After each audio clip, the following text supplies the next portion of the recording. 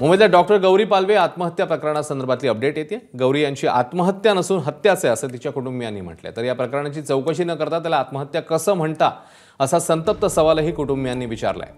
गौरीच्या कुटुंबियांशी या संदर्भात संवाद साधलाय आमच्या प्रतिनिधींनी, पाहूया।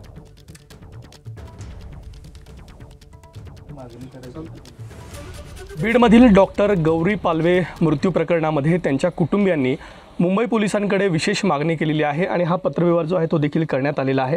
नेमकी काय मागणी या ठिकाणी मुंबई पोलिसांना करण्यात आली आहे? त्यांची काय चौकशी करायची, SIT करा, नार्को मॅपिंग काय करायची तर करा। त्या गुन्हेगाराची माझ्या मुलीची हत्या केलेली आहे, नंतर नेलेलं आहे।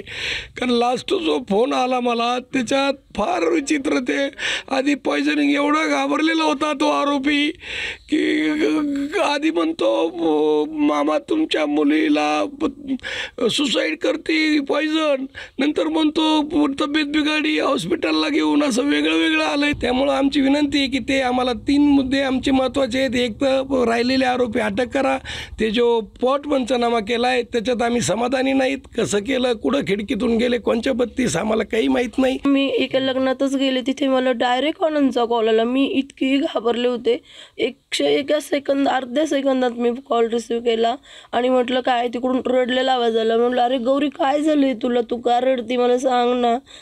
मला आनंद म्हणतो मामी गौरीने फाशी घेतली। मी म्हटलं कशी घेतली, अशी कशी फाशी घेतली?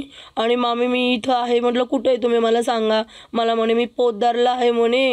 मी म्हटलं नाही आनंद, मला गौरीला बोलायला द्या ना। आणि मला म्हणतो की मी तिच्या मड्यासमोर बसलेला आहे म्हणे मामी। जे आरोपी असतील त्यांना देखील अटक करावी आणि न्याय मिळावा अशी मागणी जी आहे ती सध्या पालवे कुटुंबाच्या माध्यमातून केली जाते। विकास माने, ABP माझा, बीड।